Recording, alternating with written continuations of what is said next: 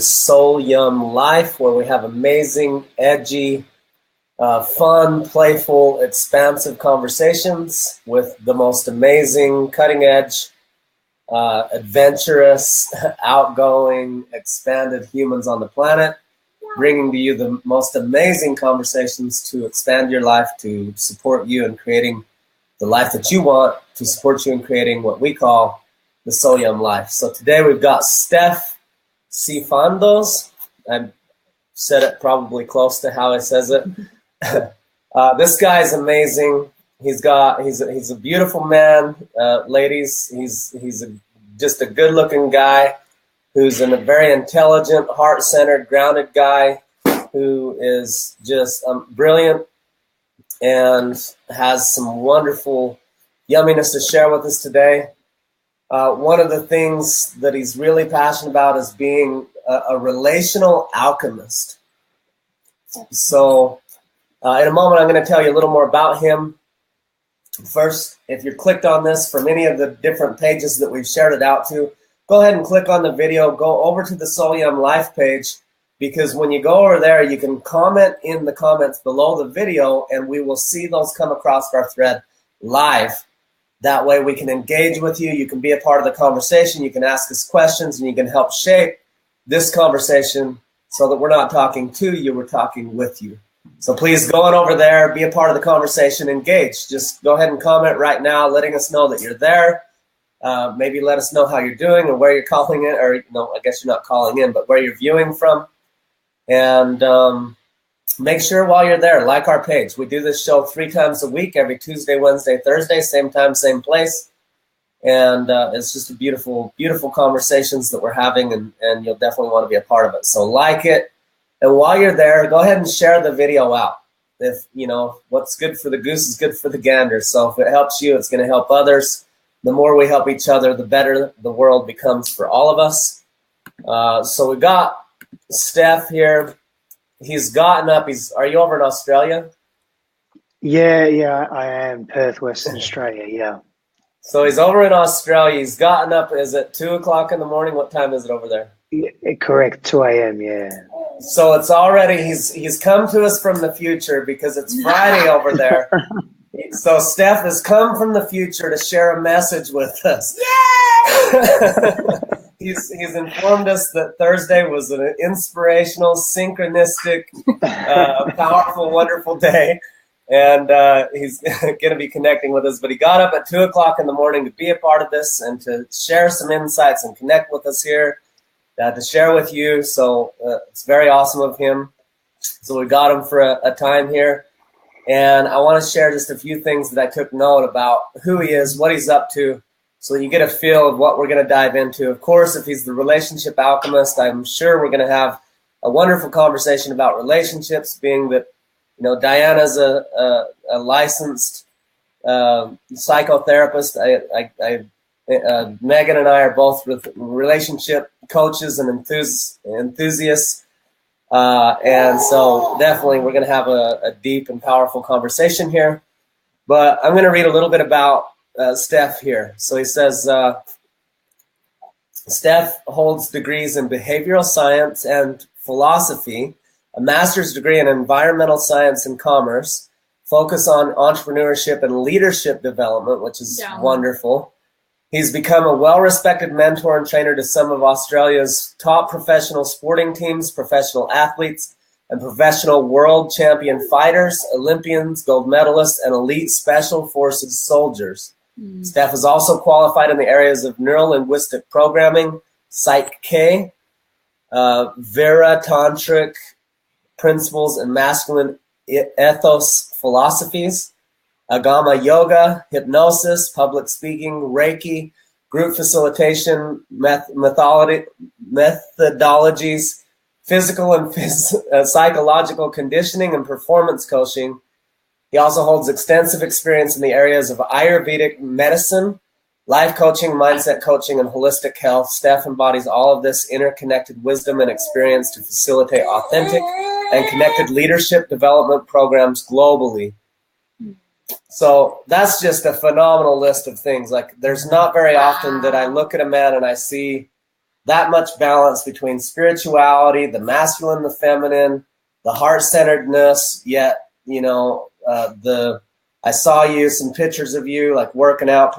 I don't know if it's CrossFit style or something else, but just, obviously you've got the ability to push through and do some intense shit. You spend some time in nature, the Ayurveda and Ayurvedic medicines, like that is a well-rounded, fully loaded package there. So just phenomenal to see who you are on this level. I know we've only touched the tip of the iceberg, but welcome to the show. I look forward to having an amazing conversation with an amazing man.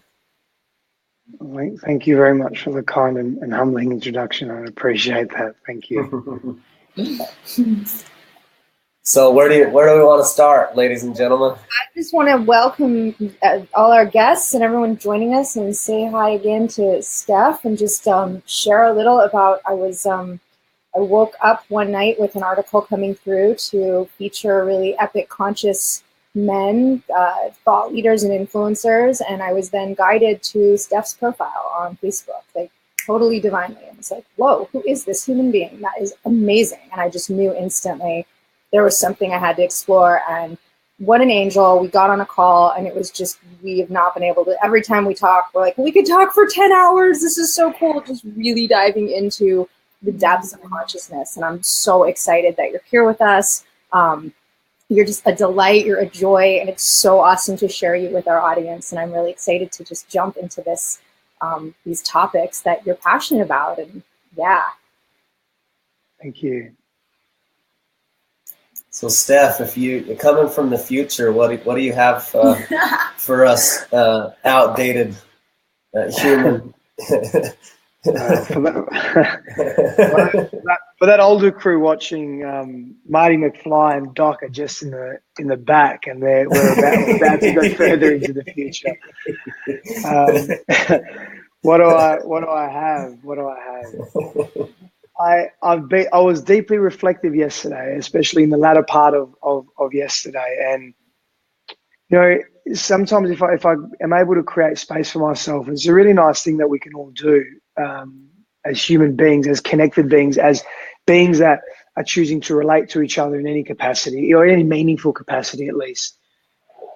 I was sitting and I was just observing my environment, and I was doing some reading and listening to some music and writing, or rather typing. And I started thinking about and feeling into the transience of life. Like I wrote a post on this, or an article on this yesterday.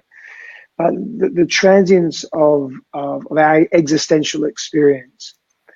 And I started feeling into that, and whether is that something that is good, or is it something that is bad?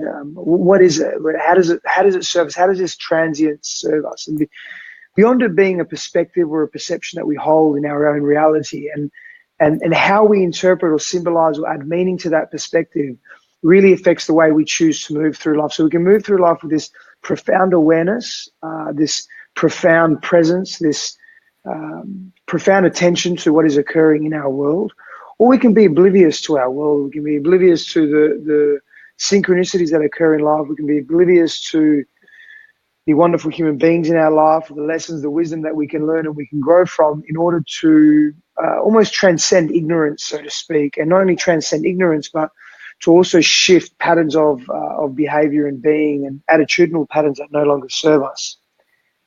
So I started thinking about that transience of life, and how it is actually quite valuable, because it really puts life into perspective, and it puts into perspective what really matters to us. And that could be a little bit different for most of us, but generally speaking, it's going to be very similar, and that's going to be connection, it's going to be meaning, it's going to be cultivating relationships of substance, relationships to self, relationship to other people, relationship to ideas, purpose, belief systems, to really that sense of transience, or really being present in that sense of transience, allows us to, it opens our heart and minds up. It opens us at the integrated self up to almost precisely, I want to say almost precisely what is happening in our world, precise enough anyway, to really appreciate and be in gratitude for what is occurring. And that then obviously, that state, or those states, or any state, really influences our physiology, our psychology, our emotionality, our spirituality. And it was just in deep appreciation for what is occurring in life right here and right now, and how that serves us, how that transience, although it feels or can be perceived to be a very short life, and that's obviously a very relative term and it's contextual, it serves us in becoming more present to life, because in presence we're able to absorb more. It's almost like time collapses yet expands simultaneously. And some of these concepts that we're speaking to are quite abstract in nature, but to embody it, to embody the presence and to embody the gratitude, there's something that I do my best to work on, not work on, but do my best to be attentive to daily as often as possible. It's a profoundly beautiful feeling. It's almost like a double-edged sword, where there's like a bit of a shock because you realize the transient nature of life, but then you also realize the beauty in that transience and what we can extract from it in terms of wisdom and growth and transformation and impact as well, impact onto our environment and all that entails. So that's the most prominent lesson or a bit of something from the future. Beautiful, thank you. What's popping in my mind is I'm just curious so very rarely do I see a man who, for instance, like my journey, I went from kind of like a farm kid that was just this tough, roughneck farm kid to like this super spiritual hippie kid to this, later decided I needed to toughen up a bit and did CrossFit and then Spartan races, and then later took on Ironman for a few years.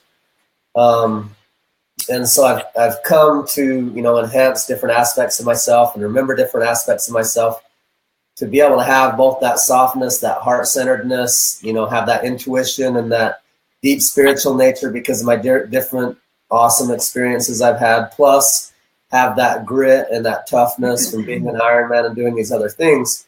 I don't very often see other men who are like that, and I'm seeing so much of that in you. Usually it's kind of like I kind of know these men that are like they're awesome at online marketing, they're awesome at being an alpha male, they're awesome at puffing their chest and being cool, but then there's the other side that's these soft, gentle, caring, kind men. That's not that often I see someone who embodies all of that. What the hell's your story? What do you come from? How'd you get here? Yeah, thank you for the question. I believe that you've actually, in essence, you've answered it already in your own journey, and that's an oscillation through extremes. It's an oscillation through extremities. I haven't always been what I suppose you feel or see or sense in front of you today. I've always been always meaning from a very young age. I've been a very curious individual, curious child. Often to the point where that curiosity was stunted a lot by my environment. And there were times where that curiosity was entertained and facilitated and guided and nurtured, but not often. And it was quite challenging. I've always been a deep thinker and deep feeler into life. But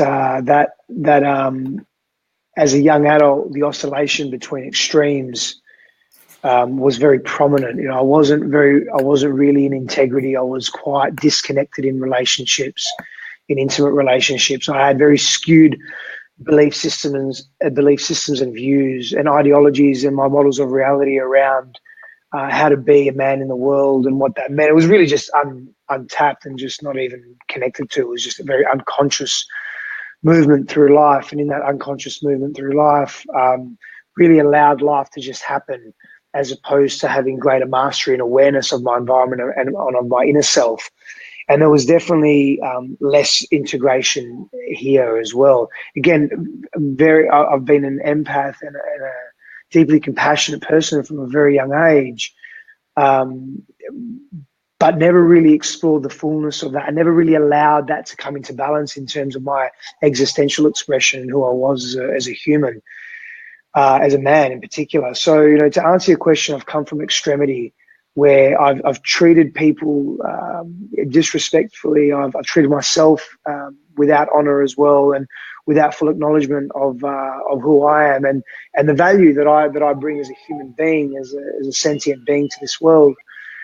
So it's been some hard lessons. We all come to crossroads at certain points in our lives, and multiple crossroads. Some people call it the dark night of the soul. Some people call it crossroads. Some people call it growing pains, or growth spurt, or spiritual evolution, or you can call it whatever you like. At the end of the day, it's just transformation, and it's transmuting from one state to another state and making a very conscious choice about that.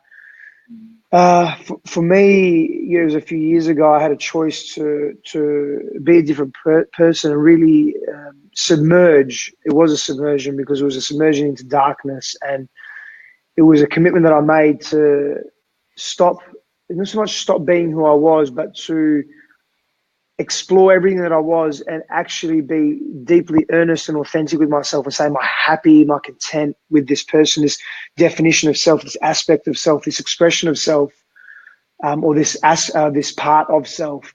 And if I'm not, then what actions do I need to take to be a different person? And how would that serve me, and how would that serve others? And can I really take ownership of that? And I went about going as deep as possible, and I've been doing that the last few years, into self, and really just discarding of what no longer serves me and what no longer serves others, and choosing every moment to be authentic and be in integrity, and have a very clear definition of what being authentic and being in integrity means. And for me, that authenticity and that integrity is really a mirroring of my inner world. So gaining clarity and purposefulness around my inner world, my thoughts, my thought paradigms, my models of reality, my emotional states, my feelings, my ideas, my belief systems around the world, about myself, about key or important aspects of living. Yeah. And then mirroring that through my external behavior. And it sounds really easy. And for most men, it's really fucking hard to do. Oh, sorry, the bubble there. Sorry for swearing. It's a little baby. Well, all of that, there. It's okay. But it's really difficult for most of us to do, because of conditioning, because of the ideas that we hold so true, the ego self, and the way we identify with the world, and with models of reality, particularly how we allow them to shape us. It becomes really challenging to actually shift that stuff that doesn't serve us, that is unconscious. So it requires a great deal of work. And to be honest, our society has moved into quite an apathetic state, and quite a lazy state of being as a collective in general. And there are numerous reasons for that, and that's not so much the discussion today. But that reflects on our individual capacity to explore, and our individual capacity to move through pain, to have grit, resilience, toughness. I'm not just speaking from a male perspective, I'm just speaking from a human being perspective. The reality is most women have more grit, resilience, and toughness than men for various reasons. They've had to endure a lot the last few thousand years, and have become very well adapted in many different ways. So we need to take a leaf out of that book as men, that's for sure. And that was part of my process and my journey, is that honoring as well, that honoring and admiration, and not at the cost or the expense of men. It's to actually simultaneously raise men and women in equity. To notice the strengths and the value and the beauty and the wonder that men bring to the world, and also women bring to the world, and then merge that in a wholeness, to not segregate and divide. And that was a big part of my journey, still is a big part of my journey, is to not segregate and divide. Is we speak to and we teach what we need to learn the most, right? We all know that. Like, some people don't think that's the case, but it is the case. Like, we have to own that. Like, we teach what we want to learn the most, what we value the most. We teach, or we delve into, then we impart wisdom around that, or we share experiences around that. And that's just the essence of life, So I don't know it all. I definitely don't know it all. I don't have all the answers. I don't want all the answers. What I do want is to be in integrity as often as I can be with who I am and how I choose to move through the world. And if that inspires other people to be and do the same, and they wish to learn a little bit more about my story, or how my story is your story and your story is my story, because we share, we're so connected, then we're all winning. You know, that's the essence. I hope that responds to your question in some capacity. Oh, you're muted, Christopher. Thanks, Diana. Steph, I just said you are 100% my soul brother. Just love hearing you, man. Love feeling you. Like, we have so much in common, and I feel deeply inclined to invite you. Do you know Brandon James Duncan by chance? The name rings a bell. Maybe I've seen him on social media. If you're not friends with him on Facebook, like, I'll connect you or whatever. But you guys need to have a conversation. You guys are like twins. Please. It's always an honor to meet like-minded, like-hearted people. You know, I work deeply with men and women. I have specific programs for both, and to meet other men on this journey like yourself, and other women, of course, as well. Other men in particular, because like you said it earlier, it's a challenge, like the whole construct of masculinity, manliness, and getting out of the man box, removing our masks, you know, stepping out of the ego self, stepping out of old constructs and concepts of how we define masculinity, because it's really unhealthy. Modern traditional, should I say? Because healthy traditional definitions of masculinity are very different to how we present ourselves today. But it's always an honor to share space with beautiful men on a journey. Yeah. Yes, it's very sacred for me. It's and very appreciated. It's necessary. You know, healthy people need to surround themselves with healthy people. People on a path of exploration is surround themselves with people on a path of exploration. We all grow together. You know, it doesn't matter what if you're any one of the 63 gender types that you classify as, that's irrelevant. But it's you know, sentient beings, people of consciousness and awareness. The more we and it's not to segregate from people that are unconscious, and nothing to do with that. It's to everybody. The whole planet elevates itself. You know, the whole universe, the cosmos elevates itself, elevates its vibratory nature and expression through recognizing similarity as opposed to recognizing difference. Yes, so much of what's going on in the world is all about division, and the more we can start to unite, we'll be more aligned with our true nature. I want to step back in a moment and Shelby, 73 according to Facebook. I think 63 official. Awesome. Just saw a comment. Yeah, Shelby. That's another conversation, probably. Two things. Those of you listening in, send your questions in. Have we inspired any questions that you have? If you can type those in the comments so we can dive into those, that'd be awesome. And then I'd love to shut up for a minute and invite these ladies to interact with you guys while I sit back and enjoy the magic. I'm enjoying the magic. I would just love to hear more about, you know, your, you know, around relationships. And I love what you were calling, you're the relational alchemist. And also there's like yummy words, and I would love to hear more on that, and maybe something you can share with the viewers on that. Yeah, sure. So I'll go about defining what relational alchemy is for me, and what it means to me, and what it means to the work that I do, or the service that I give humanity and Earth in obviously in my way.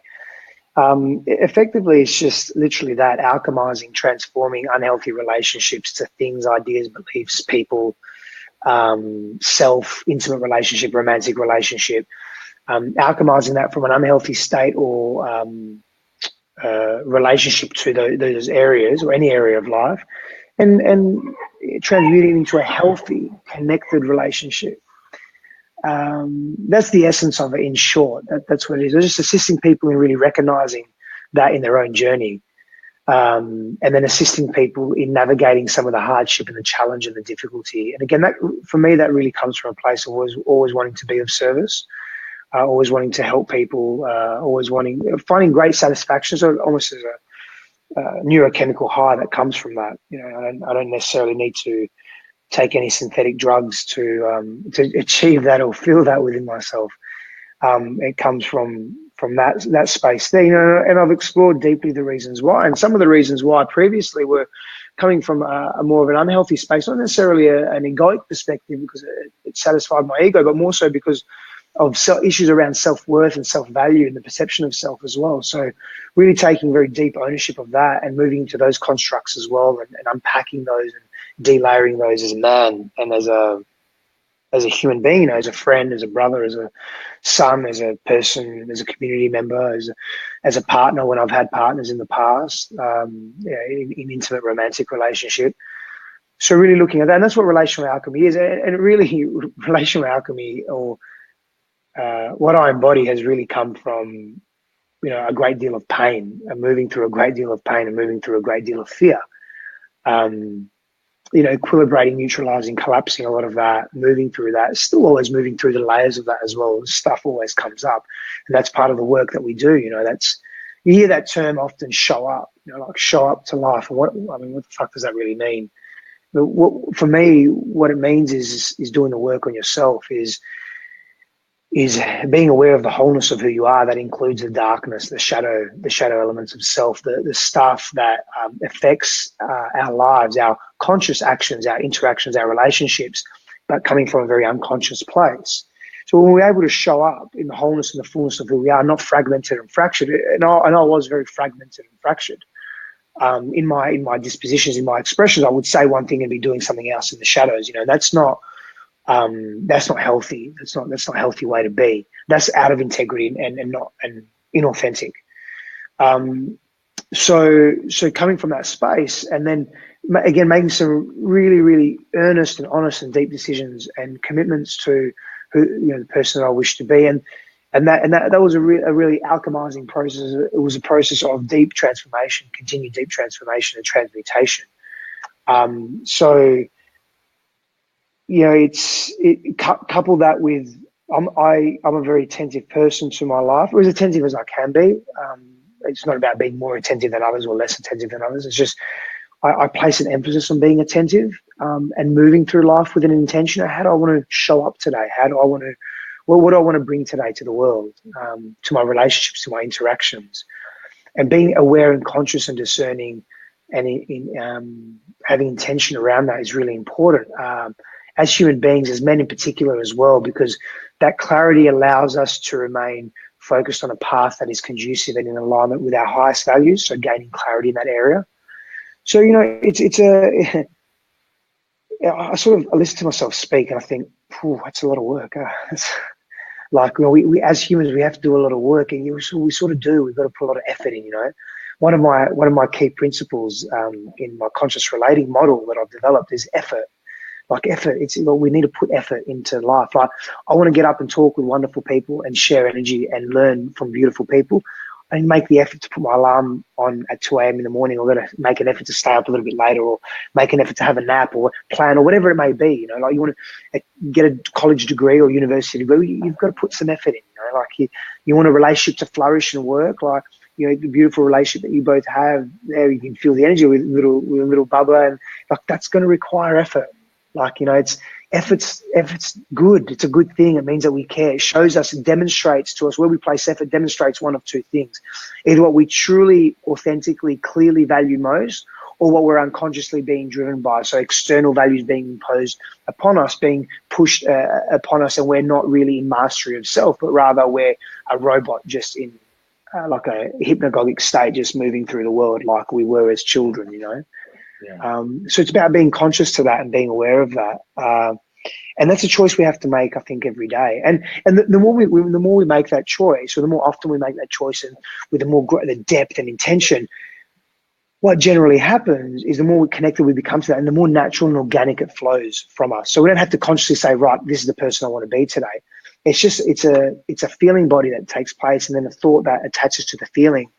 And then we move with that very quickly. It becomes effortless, seamless almost. Beautiful, Sherry. You are very articulate.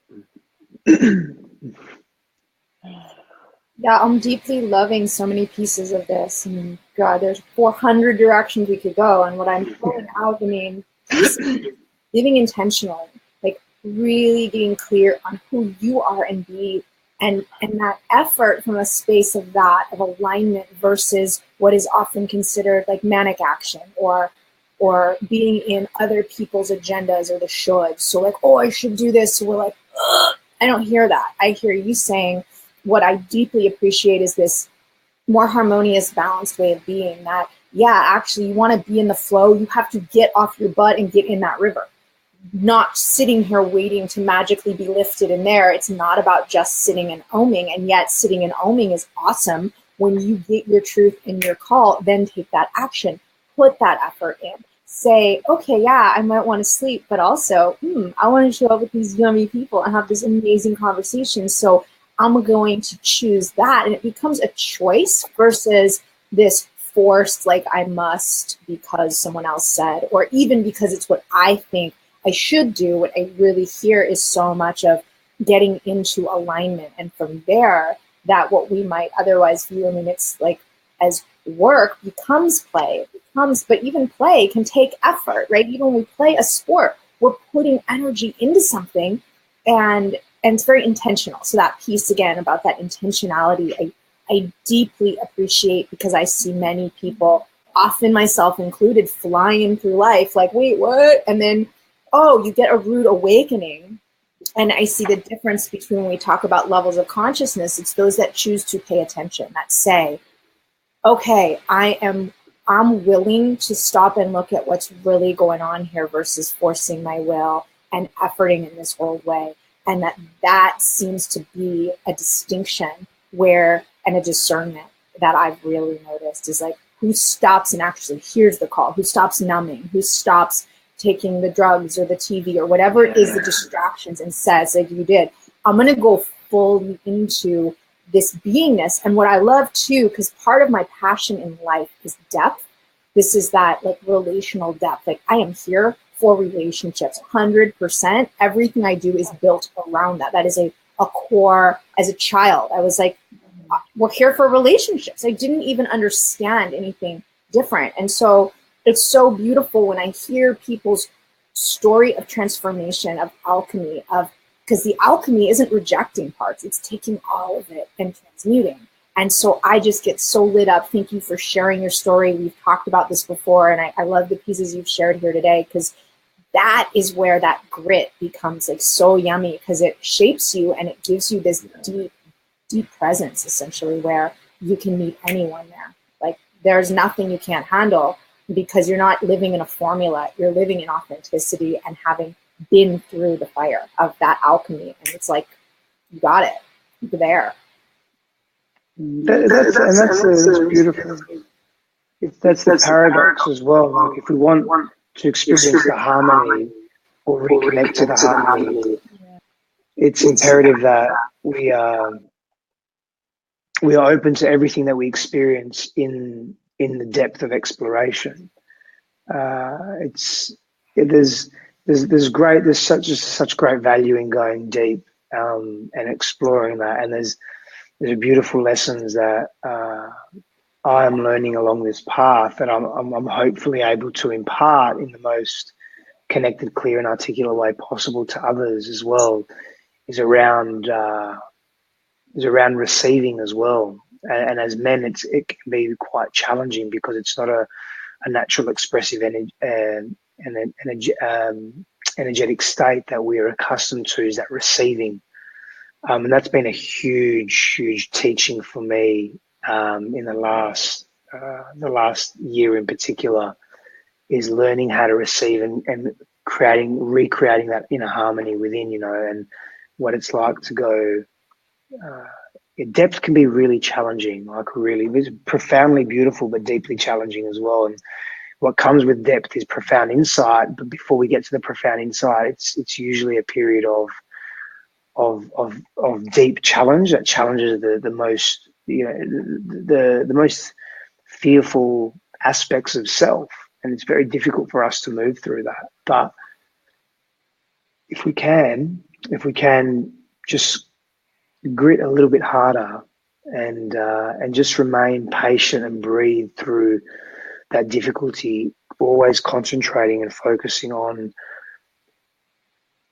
this is a temporal state, it will pass, and remaining in that temporal state, when that insight hits us, it's like, wow, it's really powerful. Yeah. I'm appreciating, one, everything you're sharing, everything, Diana, you shared. Stephen McCauley, this question: what recommendations, books, experiences, practices do you recommend to others for their transformational journey? So thank you, Stephen, for posting that question. Again, want to encourage the rest of you. One way that you can get off the sidelines and get in the game is to engage, to ask questions, to deepen. We're talking all about relationships, and you have an opportunity to relate with us right now. The quality of your questions will determine the quality of your life. So if you're over there, you're enjoying the conversation, come up with an awesome question that will help shape the conversation and help you get the most out of you choosing to focus your time, your energy right here with us today. So really encourage you to jump in the game and jump in the relationship that we're having right here, this interaction, and, you know, put your 2 cents in. Ask us a question, make a comment, help steer the conversation and co-create even more. We can do more together than apart. So with that said, keep those questions coming. And Stephen, again, thanks for the question. Steph, what do you have to share with him on this? Yeah, it's a wonderful question, of course. And it varies for individual to individual, but of course, there are principles that are universal that work for us all. I mean, the ancient mystics knew this from an integral vantage point, various levels.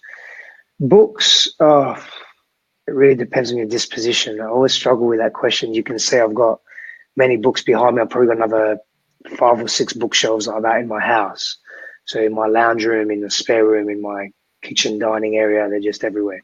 So in my bedroom, I've got books. So books for me, the ancient Eastern mystics are huge in revealing the nature of self, the true reality of self, and that lays a foundation for how you choose to move through the world.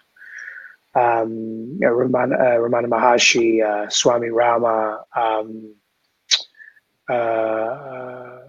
Bhagwan Sri Rajneesh. There's so many. Maybe we can circle back and you can post them in the comments later. Yeah, I'll post something. Ken Wilber's fantastic as well. David Data is brilliant as well. He's fantastic. Let me just see what I have here. Let me throw this in. Stephen, would you be willing to comment? What are you most wanting to create in your life right now? Right? Are you wanting to own your masculinity? Are you wanting to, you know, transition and thrive in doing what you love and making a difference in the world? Are you wanting to enhance your relationship? Are you wanting to find a deeper foundation of your belief system and your values? Are you wanting to have better health? And maybe you want all these things, but if you could kind of give us some insight as to what you're wanting, what result you're wanting on the shortest time frame, like what do you most want right now? If you can get that to us, then we can probably come up with some better suggestions. I love that. Experience. Oh, go on, sorry, Donna. Go on. No, please. I was just going to say, whenever anyone asks me that, I have sort of a staple answer, and it's anything that points you back to your truth. So really tuning in so that there's many, many things out there that I have found, like what you're talking about, these ancient wisdom teachings that are profound, big T truth, not a little T truth of someone's ego who's saying, this is the way. Yeah, and that's, you know what, I'm so glad you are. It arrived yesterday. So, yes, so this was part of our connection, right, with the Gene Keys. I love it. So this was, yes, this is an amazing book that you do not read from start to finish, but it's a pointer back to, hi, Ken, yay, that points you back to your truth. And so as you were talking too, there was a couple books that popped up. Radical Forgiveness is an amazing book that was written 30 years ago, I think, and is such, it's like the information that I've been getting in the past 5 to 7 years that was written decades ago that points you back to yourself. That's just a brilliant book, Radical Forgiveness by Colin Tipping. And there's also a book series called I Am the Word by Paul Selig, and he has their five books in their channel transmission. And what I love about him, so clear it shows him.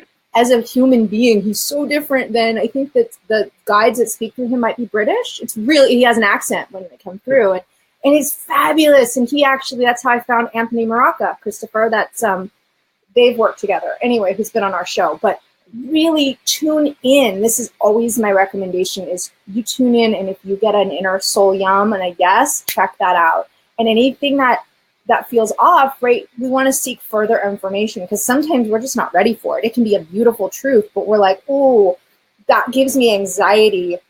I'm not ready for that. And honor that, or get creative and in exploration of, does this anxiety mean it's a no? And if that's a no, awesome, listen to that. Or does it mean, maybe there's something here for me? So. Awesome. Thank you, Diana. Yeah. I'm just reading Ken's comment. Was there a particular turning point when you went from primarily healing yourself to supporting others? And what was that transition like for you? Your website, brand, online presence are epic, but it wasn't always that way. I'm curious about the time before and the transition. We did talk a bit about that earlier on the show, Ken. But if there's more you want to say. No, particularly. Thank you for the question, Ken. I really appreciate it, brother. Yeah, look, I mean, we did. We covered that earlier in the show, most definitely. And for me, it's always been a balance of helping or being of service to people and being of service to myself. Probably being of service, and this is something that we spoke about just a moment ago, around receiving as well. And it's something that I'm still embodying in terms of just finding that balance, that right balance for me, that's in alignment for me and conducive to my own health is. I was giving in not that I was giving in the wrong way, or I was giving in a bad way, or I was receiving in a bad way. It was just that it was out of balance for me. So the turning point was really realizing that through my actions, that my actions were not very healthy at all and weren't conducive to the health of my growth or the growth of others either, especially in intimate partnership. Yeah. And thank you for that. And Ken, I would add, so you say, was there a particular turning point when you went from primarily healing yourself to supporting others? Brilliant question. It's ongoing, and part of healing ourselves is in serving others, right? Yeah. When you step into that role, for me, it was like, first I got a calling. First my life was a mess. I hired a coach, made tremendous progress. Started attending and doing all these spiritual things and psychological things and all this processing and healing. And I just thought, man, everybody needs this, but I didn't feel any need to help them get it at the first. It was just, wow, this is amazing. And inviting others to participate in the stuff I was doing. And then there came a point it started to come up in me like, man, you got to start sharing this with people. And then immediately that was stifled by an inner voice saying, who the hell are you? They'll laugh at you. You're not qualified. Don't you remember the shithead you've been in the past? Like, you're unworthy, whatever. What qualifies you? Blah, blah, blah. And the voices were incredibly loud. But the other voice kept growing and growing and growing and wouldn't stop. And it just was like bursting out like, no, I'm going to share this. I'm going to make my life around this. And it took a while for that to build in me, where I kept running my old business that wasn't aligned with my passion or purpose or my soul calling. And I just kept doing that. And pretty soon it was not an option. So I took the leap, started doing what I was called to do, serving others. And in that, I faced a lot of adversity. People calling me out, old friends like, I know you piece of shit. Who are you? Ha, ha, ha. And on and on and on. And that was part of the healing and transformation, right? And then teaching others. And while I was teaching, learning on a whole new level was part of the healing and continues to be part of the healing and transformation. So basically, the sooner, and then you got the other extreme where you got these punk ass kids that attend, and that's a judgment, but they attend a workshop with someone and someone teaches them, yeah, you can market and sell and launch a coaching program. They haven't really dived that deep. They're not that deeply integrated. All they basically know how to do is sell and market and design some package. And so then that's a whole other experience. But I would lean, in the past, I would lean towards, hey, make sure you really have this depth Now I would lean towards, hey, if you feel the calling, get your ass out there, start sharing, start teaching from where you're at. Don't expect yourself to be perfect. Allow the journey to transform you on the way, and just, just keep stepping it up, but be highly committed to being the best that you can be in what you do.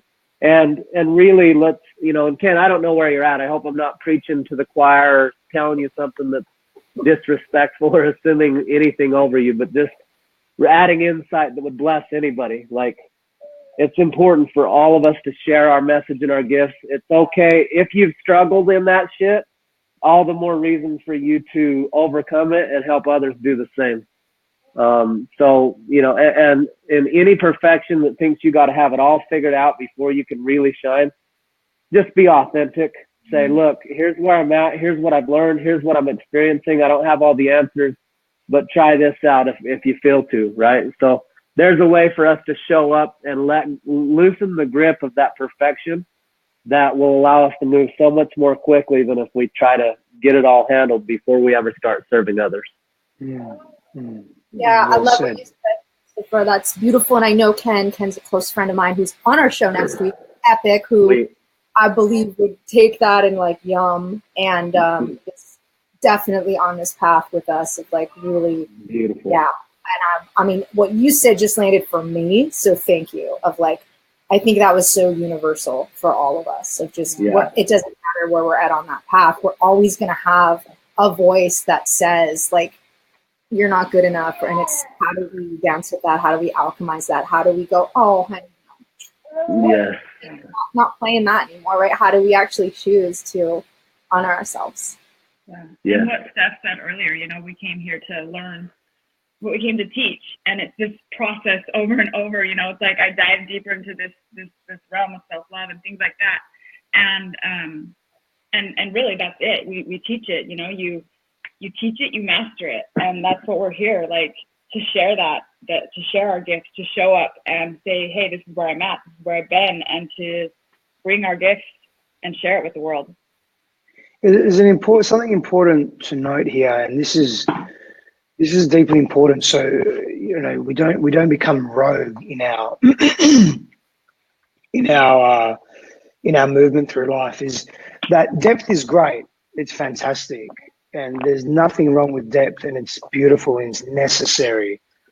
But blind, ignorant, immature, erratic depth is not healthy either.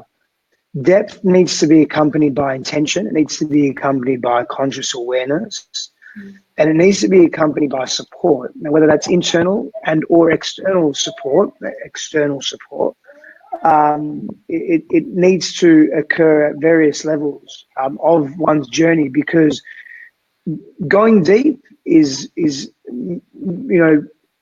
dangerous, and it's precarious not only for self, the psychological construct of self, but also it's dangerous for those that are in our lives as well, because it can send us into a spiral of mania. It can send us into a spiral of literally losing our minds in an unhealthy way. So I always give warning signs to that. Go deep. Every human being needs to go deep, because we have that capacity to go depth, but do it in a way that is laden with intention and attention to self.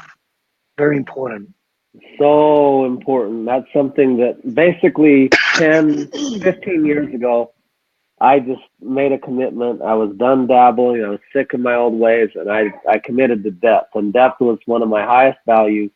And it was about 3 years ago, I reached a depth, and literally, and I'm still dealing with some of the off-spin of that, the depth. I went so deeply intense into the exploration that now all my focus is around, hey, let's simplify this shit. I said, I'm done diving deep. I'm literally losing my shit here. So now I'm just kind of rebuilding myself from that place. I'm glad that I went to that depth, but it's not necessarily fun. It's not necessarily easy. And it has deep ramifications. There's a seeking to try to understand the cosmos and the universe, that when you get to some point, it's like, hey, just fucking stop already and go live. Smell the roses, connect with your wife and your kids, travel the world and have a good time and stop taking yourself so fucking seriously. Be like the Cuvier beaked whale. It's the deepest diving mammal on the planet, but it comes to the surface every now and then. Yes, maybe even plays with some dolphins. Yeah, I love that reminder that with the depth, there's the height, right? It's that being grounded and being open to the spiritual information that comes in. And we talk a lot about, talk to you about grounding that through our heart, right? Not through the heart chakra necessarily, but through the heart field, the torus and torsion fields of the heart, which is this entry point to this quantum field of deliciousness. There's so much there. There's infinite possibilities. We have to be grounded in the earth, and we have to be open to the everything. And then we're here as these beautiful spiritual beings having a human experience. And that's all sorts of things. That's where watching television becomes divine. It becomes spiritual. It's the intentionality you bring to it. Going to a football game isn't, oh, well, that's not spiritual. Are you kidding? It's amazing. Look at what these incredible athletes are doing. Look at how much fun it is. Look at this game. Like, because I used to be like, oh, I'm not into any of that. That's not spiritual. Like, meh, talk about serious. That's one of my gene key shadows. It's like, oh, okay. And I've learned to like liberate that and go, wow, how can I, in the right company, when I'm in alignment with my soul people and with myself and with the universe, everything is divine. Everything's amazing. And and it's all this beautiful humanity in it, like, yum.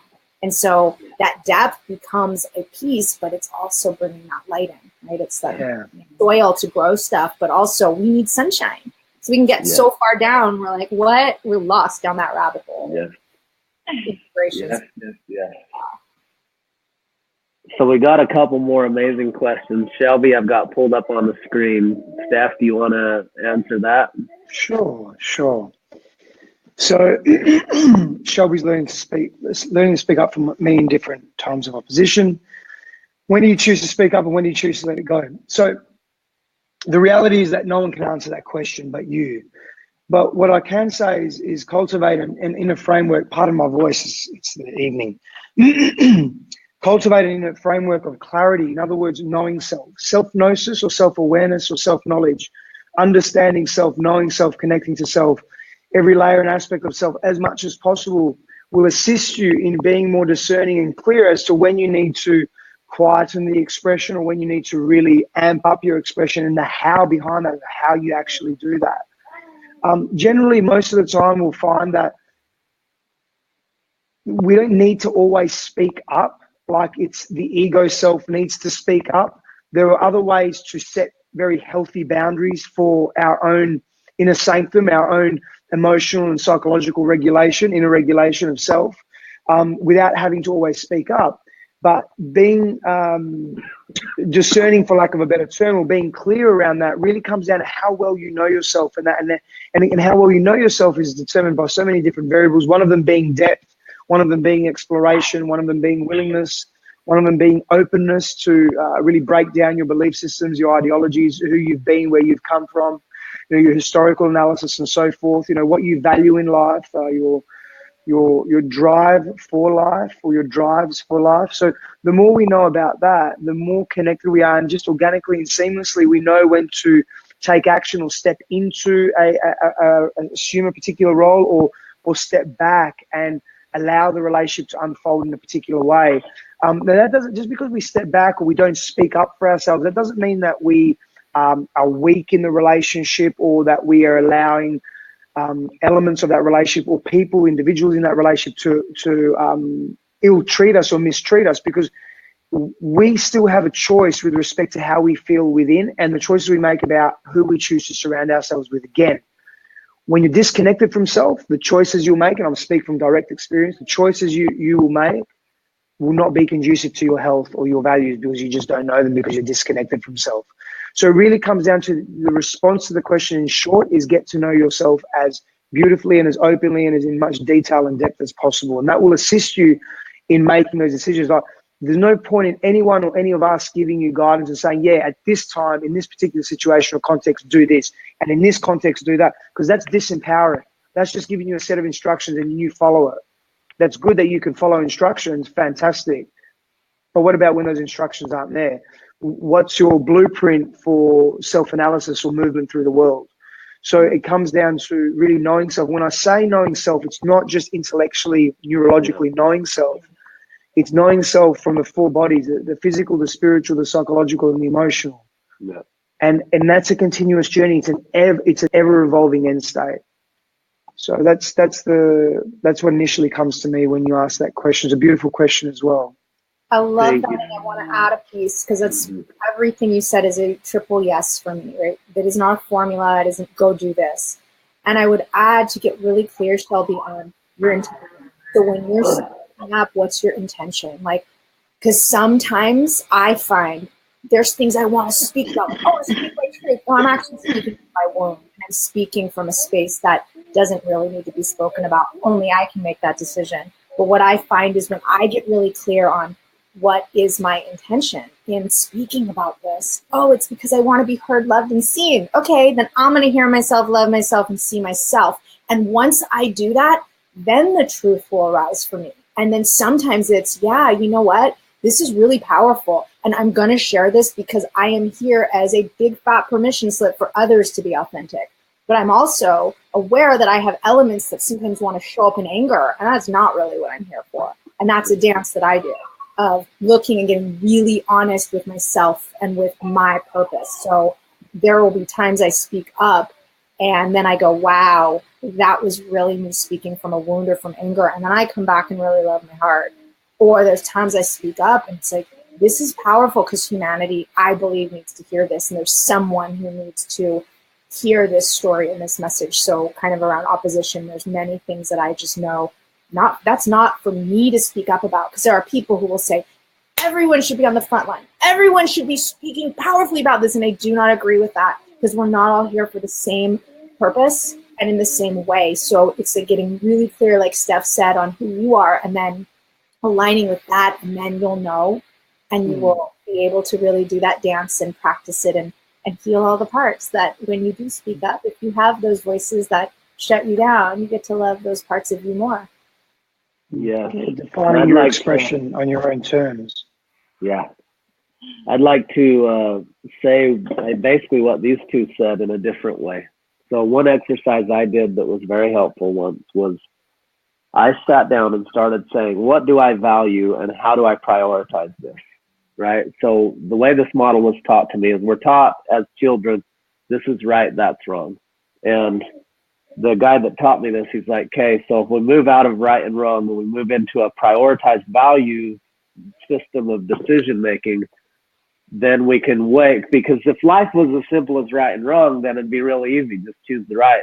But when life gets complex, which is every day, is when I value two things. Maybe I value telling the truth, but I value more the preservation of innocent life, right?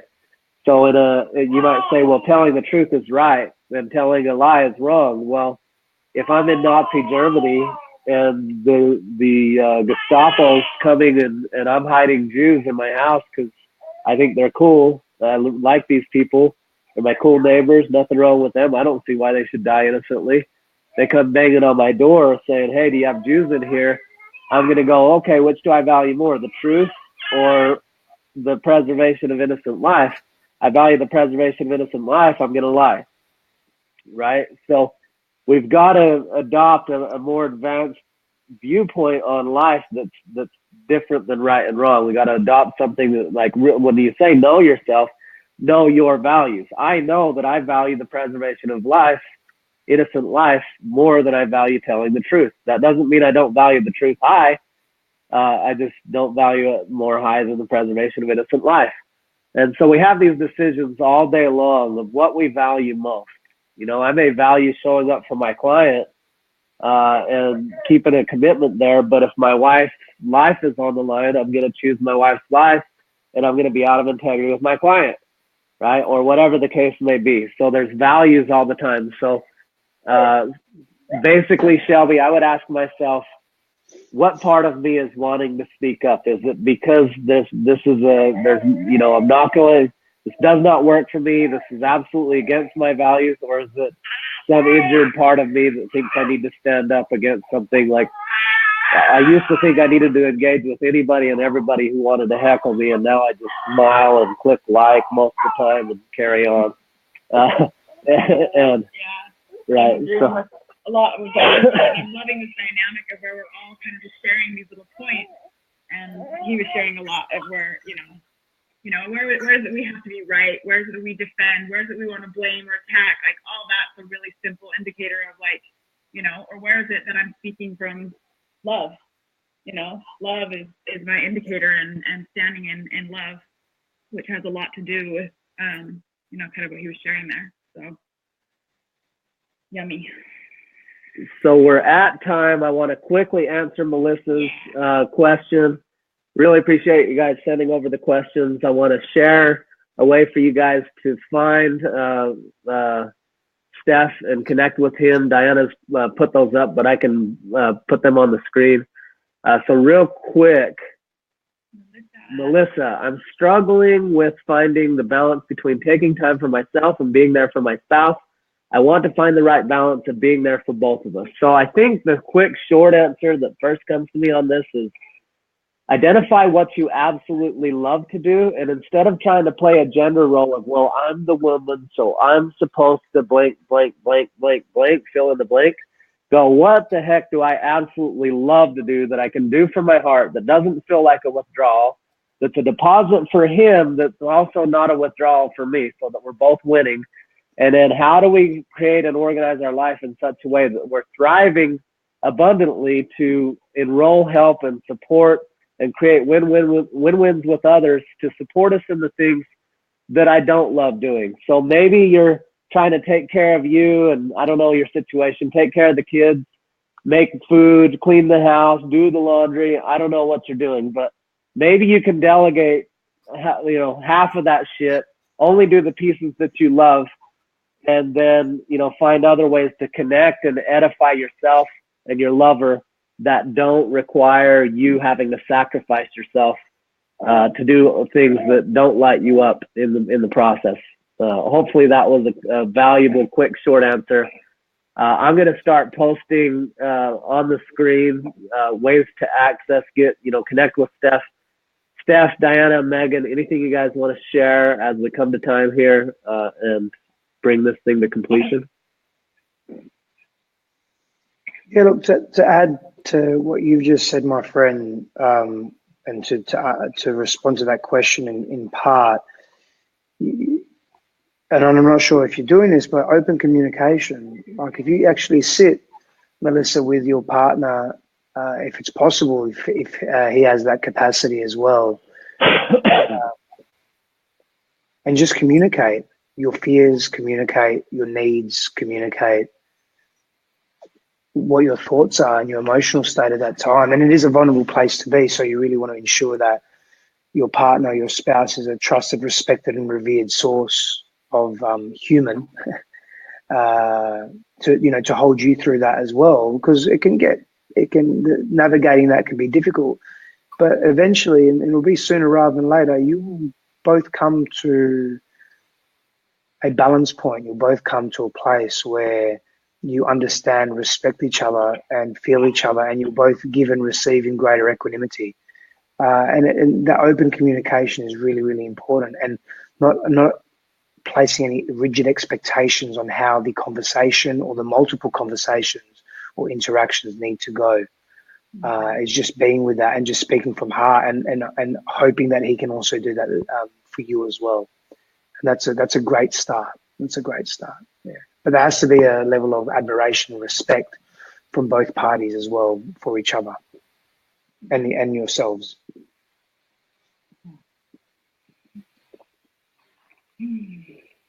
Well, Steph, this has been delicious. Oh my goodness.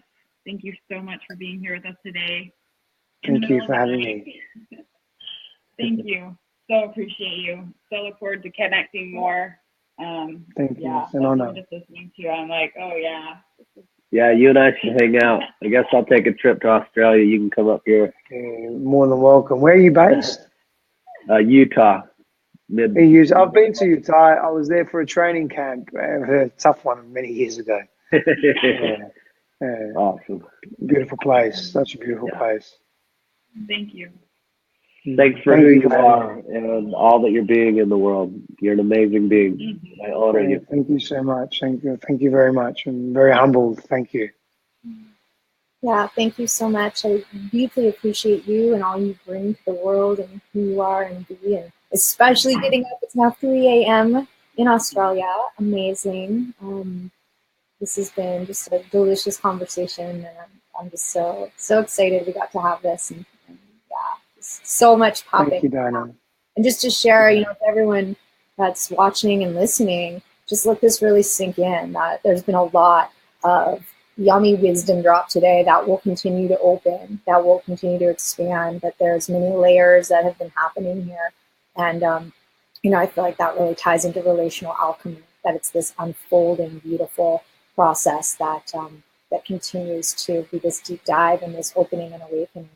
And that really you get to have fun and play with. Like, I really just want to end with encouraging everyone to, within all of this, be really playful. How can you be playful with that depth? That becomes a magical formula.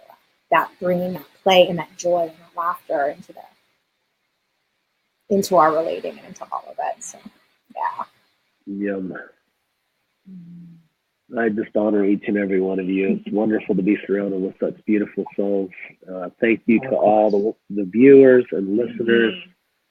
Loved your questions today, how you participated and played with us. Thank you, everybody. Blessings, that you'll have the most amazing day possible, and that your life will be blessed with all of the highest and best that aligns with the very highest and best for you and for all. Have an amazing rest of the day. We'll see you next week.